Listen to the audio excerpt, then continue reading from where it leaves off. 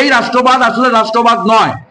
এবং আমি দেখলাম যে 2রা এপ্রিল যখন এই শুল্ক হামলা হলো, তখন সংসদে যখন আলোচনা দরকার ছিল, তখন ওয়াকফ বিল আনা হলো। ওয়াকফ বিলটা কি? যে মুসলিমদের যে তাদের অর্জিত সম্পদ, ইসলাম ধর্ম যারা মানে, তারা যে উৎসর্গ করেছে যে সম্পদ ধর্মীয় কারণে, হ্যাঁ, সেই সম্পদ তারা পরিচালনা করতে পারবে না। তার জন্য ডিএম এর কাছ থেকে সার্টিফিকেট নিতে হবে। আমাদের সংবিধানের 30 নম্বর আর্টিকেল, 29 নম্বর আর্টিকেল, সংবিধানের 19 নম্বর ধারা, একটা ধর্মীয় স্বাধীনতা সেখানে চরমভাবে উল্লঙ্ঘিত হয়েছে। আজকে হিন্দুদের যে দান করা সম্পত্তি মন্দির জন্য দেওয়া হয়, ধর্মীয় কারণে দেওয়া হয়, সেখানে হিন্দুরাই তো একমাত্র এই কমিটি পরিচালনা করবে। সেখানে কি অহিন্দু ঢোকানো যাবে? তার জন্য তো কিছু করা হয়নি, কিন্তু মুসলিমদের বেলায় সেখানে অমুসলিমদের ঢোকানো হয়েছে।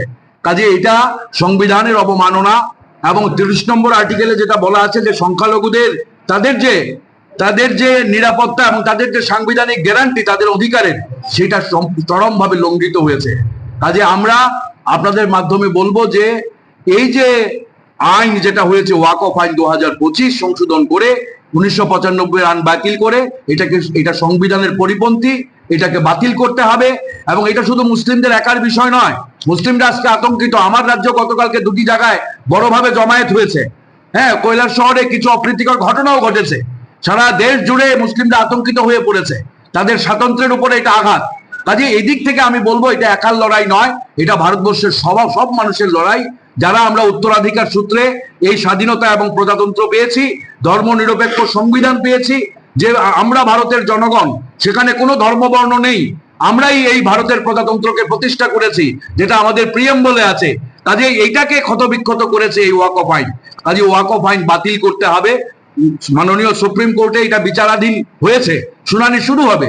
আমরা আশা করবো এটা যাতে বাতিল হয়। আমাদের রাজ্যে আমরা বলবো যে ত্রিপুরার ইতিহাসে, 68 বছরের ইতিহাসে ত্রিপুরায় কলঙ্কিত হয়েছে বিধানসভার বাজেট অধিবেশন।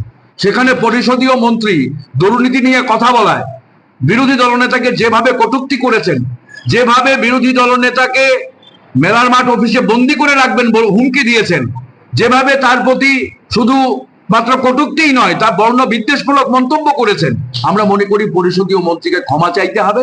এবং শুধু তাই নয়, তাকে না হলে বরখাস্ত করতে হবে। মাননীয় মুখ্যমন্ত্রীকে চুপ থাকা চলবে না, অধ্যক্ষকে চুপ থাকা চলবে না, স্বাধিকার ভঙ্গের নোটিশকে বাতিল করা যাবে না।